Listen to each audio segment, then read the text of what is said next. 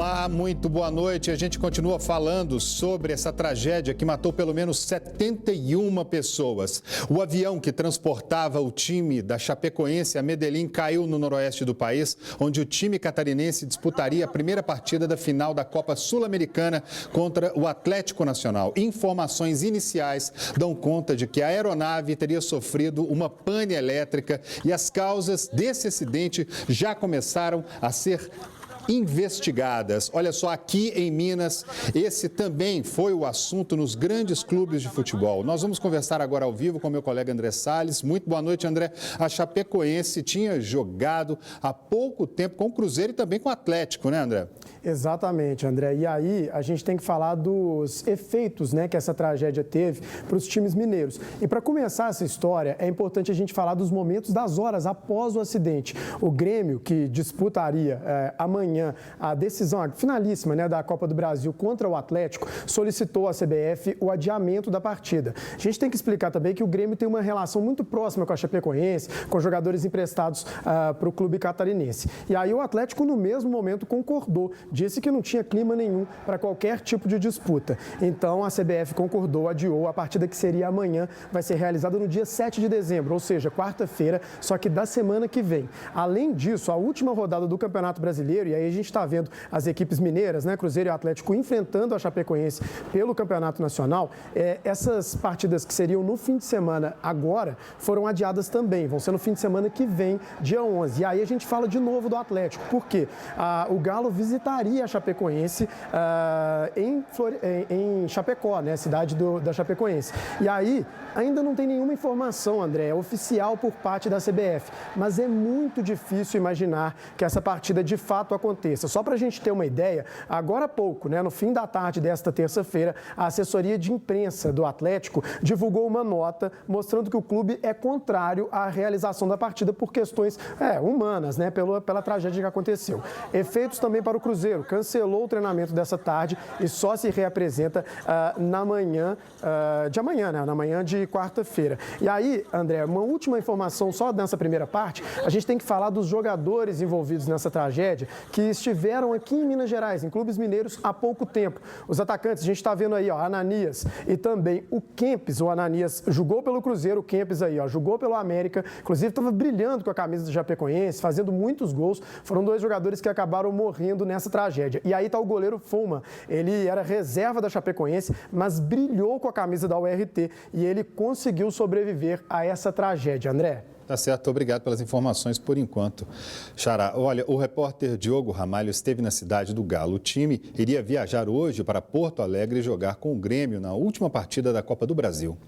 A rotina do Atlético foi toda alterada, claro, devido a este acidente que aconteceu com o avião que levava a delegação da Chapecoense para a disputa da Copa Sul-Americana, da final do torneio na Colômbia. Os jogadores atleticanos que iriam trabalhar de forma tática aqui no gramado da cidade do Galo foram para a academia e lá realizaram uma oração e depois sim haveria um treinamento, um trabalho interno que também foi cancelado a pedido dos próprios jogadores. A delegação partiria para Porto Alegre nesta terça-feira para a disputa da final da Copa do Brasil contra o Grêmio nesta quarta.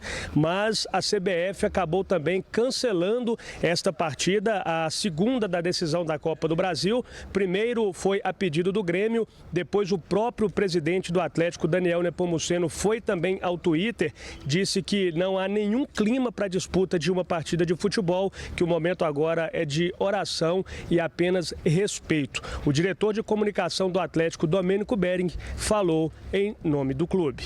Muita tristeza, desde as primeiras horas da manhã a gente se falou, né, entre membros da diretoria, todo mundo bastante chocado com o acontecido. Já teve alguma conversa de uma possibilidade do Atlético também abrir mão do jogo da rodada final do Campeonato Brasileiro, abrir mão desses pontos? Eu acho que não tem o menor sentido a realização desse jogo, né? Atlético e Chapecoense. Eu imagino que esse jogo não vai existir, né? Em respeito à Chapecoense, eu não conversei com o presidente propriamente a respeito desse jogo, mas não vejo nenhuma condição da realização dessa partida. E a gente tem que esperar, né, um momento que acho que está todo mundo ainda meio assustado com tudo e esperar para ver o que vai acontecer nos próximos dias. Sem sombra de dúvida, todo mundo assustado, realmente. Eu volto a falar com o André Salles. O André, os times mineiros ofereceram ajuda à Chapecoense e houve muitas manifestações nas redes sociais de todo mundo, né, Xará? Exatamente, André. É a maior tragédia, né, do futebol brasileiro em toda a história e esse assunto continua repercutindo no mundo inteiro. Então, federações, confederações, clubes, inclusive da Europa, e aí a gente pode falar astros do futebol, aí Pelé, Maradona, Neymar, Messi, todo mundo aí, o presidente do Atlético, a gente está vendo o tweet, o próprio Atlético por meio do perfil oficial no Twitter, então muitas manifestações, todo mundo demonstrando muita solidariedade, utilizando aí esse escudo da Chapecoense com um luto, né, a cor preta, então muita gente com mensagem de solidariedade às vítimas, até a FIFA, né, a entidade máxima do futebol, também prestou a sua homenagem. Uma coisa interessante, André, é que o Atlético Nacional, que enfrentaria a Chapecoense amanhã na decisão da Copa Sul-Americana, fez um pedido, de certa forma, inusitado. Fez o pedido que a Chapecoense seja considerada já campeã, sem a necessidade da final. A Conmebol ainda não teve tempo de analisar, o presidente falou há pouco, não teve tempo de analisar esse pedido, mas fontes já garantem como certa, se não que a Chapecoense seja considerada campeã, mas pelo menos um título dividido entre as duas equipes, né, Atlético Nacional de Medellín, da Colômbia, e a Chapecoense. E aí a Chapecoense disputaria a Libertadores no ano que vem e também a Recopa, que aí seria contra o próprio Atlético Nacional, que é o atual campeão da Libertadores. E aí, André, como você disse aí no início, as equipes do futebol brasileiro estão se articulando já para tentar dar um certo apoio, né, para a Chapecoense. E aí, muitos clubes envolvidos, o Cruzeiro é um desses clubes, e a ideia são duas coisas principais. Primeiro, que a Chapecoense não seja rebaixada nos próximos 3 anos. E aí, se ela ficasse entre os 4 últimos, o 16º colocado cairia. Além disso, essas equipes pensam em emprestar jogadores de forma gratuita. O presidente Gilvan de Pinho Tavares falou sobre isso. Vamos acompanhar. Nós estamos hoje tristes, sentidos com essa tragédia, mas haveremos de ajudar, trabalhando unidos, nós, presidentes de clube do futebol brasileiro, para soerguer a Chapecoense, para ela voltar com galhardia a disputar as competições do futebol brasileiro. Eu estou, inclusive, propenso a trabalhar no sentido de conversar com os nossos companheiros clubes da Série A, para que todos nós desenvolvamos um projeto de cedermos os jogadores de bom nível, de nível que possam servir ao time da Chapecoense, para que ele possa remontar a sua equipe e disputar a competição de 2017. 22 pessoas são presas suspeitas de envolvimento com explosões de caixas eletrônicos. A gente vai falar desse assunto daqui a pouquinho e a gente vai falar também sobre a polêmica do lixo na capital. Afinal de contas, o que é que aconteceu? Olha como é que estavam as ruas hoje de manhã aqui em Belo Horizonte, lotadas de lixo. O que é que está acontecendo? A gente fala ainda hoje aqui. Até já. 22 pessoas foram presas suspeitas de explodir caixas eletrônicos. Um a um, os presos começaram a chegar. Eram homens e mulheres que têm envolvimento com a explosão de caixas eletrônicos em cidades do Triângulo Mineiro e também no estado de Goiás. Foram cumpridos 19 mandados de prisão preventiva, 17 mandados de busca e apreensão e 3 de condução coercitiva. Ao todo, foram 22 pessoas conduzidas, 5 já estavam presas no presídio Jaci de Assis por outros crimes. 3 foram presas em Patos de Minas, 2 em Goiás e 12 em Uberlândia.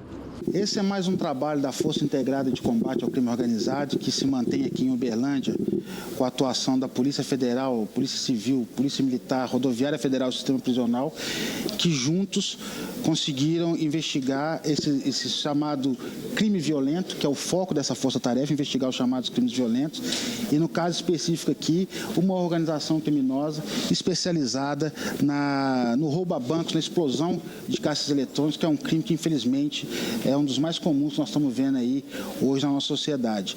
Eles atuavam no estado de Minas Gerais e também no estado vizinho de Goiás. A Operação Dinamite foi conjunta entre as polícias Federal, Civil, Militar e Rodoviária Federal e também entre a Secretaria de Estado de Defesa Social e Secretaria de Estado de Administração Prisional.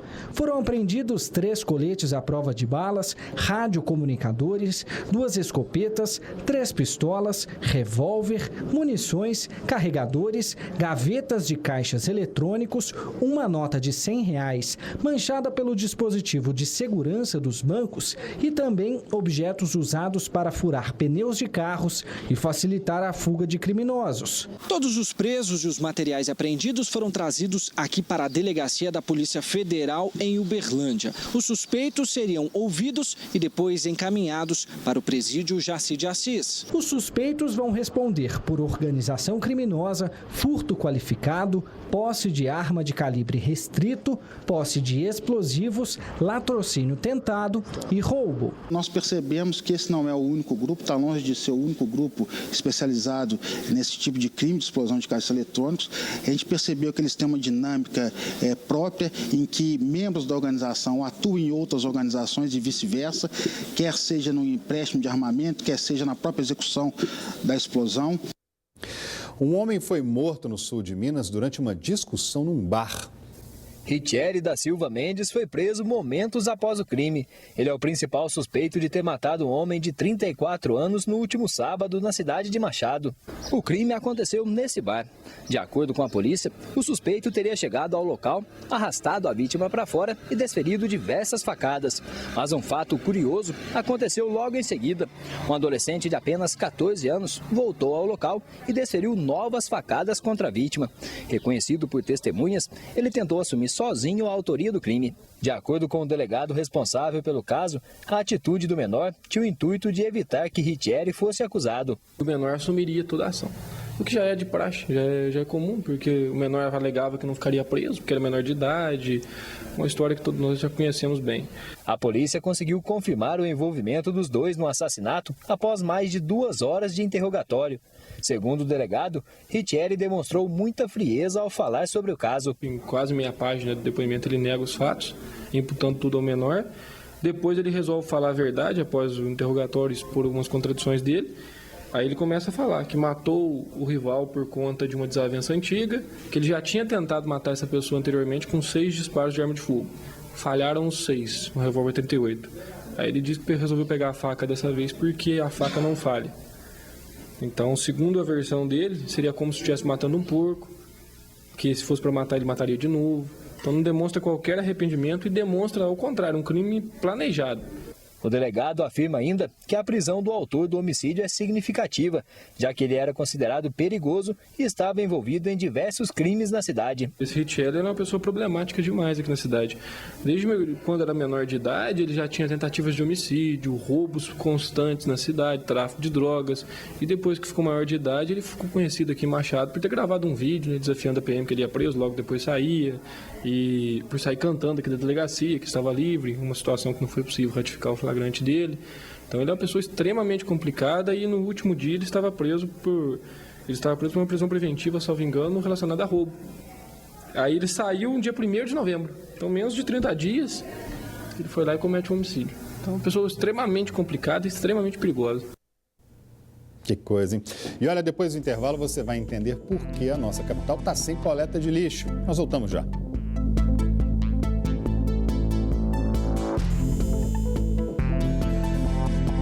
No começo do mês, nós mostramos que as distribuidoras de medicamentos pararam de fornecer remédios para as farmácias de Minas por falta de pagamento do governo. O alerta era de que a qualquer momento os pacientes poderiam ser prejudicados. Infelizmente, é exatamente o que está acontecendo agora.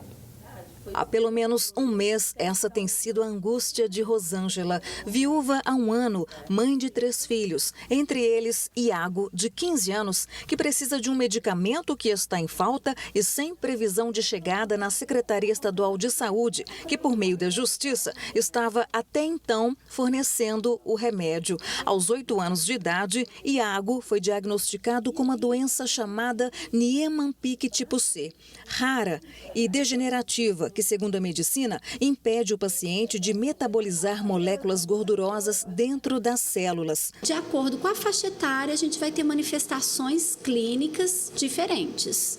No bebezinho, é muito comum ele já nascer, às vezes, com fígado, com baço aumentado. Ele pode ter também alterações como icterícia, ficar amarelinho, mas é uma icterícia diferente, é uma icterícia mais prolongada. Depois, à medida que o tempo vai passando, ele pode manifestar com quadro neurológico, como ataxia, dificuldade para andar, dificuldade para coordenar os movimentos. Ele pode ter crises epiléticas, principalmente do tipo mioclônica, que são os choquinhos que a criança tem. E na evolução pode evoluir também com distúrbios psiquiátricos e um declínio cognitivo. O que chama a atenção é que o medicamento que o Iago precisa tomar para manter uma melhor qualidade de vida, ele não é vendido nas farmácias aqui do Brasil. Ele vem de fora, é importado. E cada caixa, com 90 comprimidos, custa R$ 12.500. O Iago precisa de 2 caixas por mês, ou seja, um total de R$ 25 mil. Uma situação que está longe da realidade da família. E sem o medicamento, já há um mês, Iago apresenta uma piora. Ele fica mais trêmulo, né? Vai começando a ficar bem trêmulo mesmo. A fala dele já vai ficando bem mais comprometida. Sem o medicamento, ele já vai só complicando. O miglustat, ele vai, então, diminuir esse acúmulo dos lípides. Vai minimizar os sintomas. Então, normalmente a criança utiliza esse medicamento e, especialmente, quando a gente consegue fazer um diagnóstico mais cedo, ele vai ter um benefício melhor da medicação. E uma vez começado, a gente deve manter. É tantos gastos que o governo tem com coisas inúteis, né, que não tem necessidade, e aquilo que a gente precisa mesmo não está tendo, né? Eu acho isso um absurdo. 1 a cada 120 mil pessoas no mundo tem a Niemann-Pick tipo C, ainda sem cura. Mas Rosângela alimenta a esperança. Eu desejo que ele venha melhorar, ficar bem, né, consegue socializar, né, com o pessoal normal e viver a vida toda, né? Olha, em nota, o governo do estado informou que o remédio do Iago se encontra em processo de compra, mas infelizmente sem previsão de chegada às farmácias. A imprudência nas estradas segue fazendo vítimas no estado. 30% são batidas de frente que quase sempre terminam em mortes. Não é difícil registrar um flagrante de imprudência nas rodovias mineiras. Ultrapassagens em faixa contínua são recorrentes. Em muitos casos, essa combinação termina em acidentes. Em um dos mais recentes no sul do estado, 3 pessoas morreram e uma ficou gravemente ferida na BR-491. As causas do choque frontal ainda não foram esclarecidas. Para quem vive ao volante, situações como essa são um alerta para que tenham atenção redobrada nas estradas. Tem que redobrar muita atenção, porque principalmente em pista molhada, né? O pessoal não respeita, a velocidade continua a mesma, né? Ninguém diminui velocidade em pista molhada. Então tá meio complicado o trânsito aí. Maneirar, o povo precisa ter consciência, né? Porque uma vida é tudo, né? E do jeito que o povo faz, não tem jeito, né? Mas nem sempre os acidentes são evitados. Ultrapassagem em local proibido, excesso de confiança e pista mal sinalizada contribuem para que eles ocorram. Essa combinação tem resultado em um dado alarmante em Minas Gerais. De acordo com o levantamento feito pela Polícia Rodoviária Federal, somente esse ano foram registradas mais de 420 colisões frontais nas rodovias federais do estado, com mais de 150 mortes. Esse tipo de acidente representa 30% dos casos registrados no estado. Segundo esse policial, esse tipo de acidente é o mais perigoso, já que devido à violência do impacto, quase sempre termina com mortes ou graves lesões.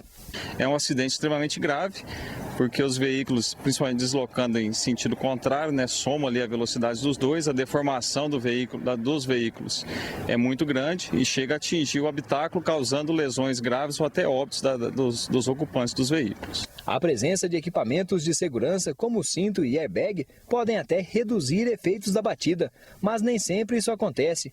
Por isso, a polícia alerta: a prudência ao volante ainda é o item de segurança mais importante dentro de um automóvel. Todos os itens, né, que estão presentes no veículo vão fazer a diferença numa eventual ocorrência de acidente, que é usar o cinto de segurança, os equipamentos obrigatórios agora, que é o airbag, o ABS, e isso vai ajudar muito, mas não adianta nada de ter um veículo de última geração com todos os itens de segurança se o condutor não tiver prudência suficiente para conduzi-lo. Com toda certeza, né? E aqui na capital, o anel rodoviário vai ganhar 45 novas placas educativas. Pelo anel rodoviário em Belo Horizonte passam diariamente cerca de 160 mil veículos. São 27,5 quilômetros de extensão, desde o viaduto de acesso a Sabará até a saída para o Rio de Janeiro, no bairro Olhos d'Água. O anel foi construído na década de 1950 para desafogar o crescente tráfego de carga que passava pelo centro de BH. Apesar de ser uma via de rápido acesso a várias regiões da capital, ela é também bastante temida. De janeiro a outubro desse ano, foram 602 acidentes aqui no anel rodoviário, 14% a mais que no mesmo período do ano passado. Só esse ano, 31 pessoas morreram aqui, vítimas de acidentes de trânsito.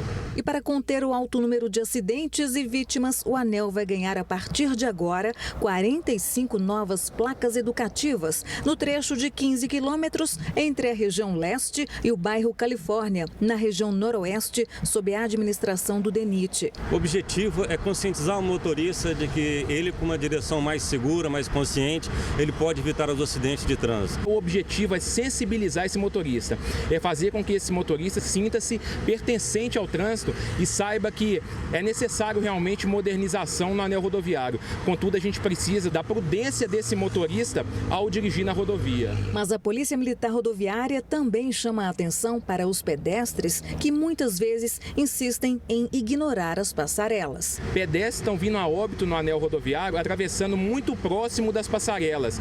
O pedestre acha que ele está ganhando um tempo passando pela pista de rolamento, contudo, na verdade, ele está colocando a vida em risco e perdendo esse tempo.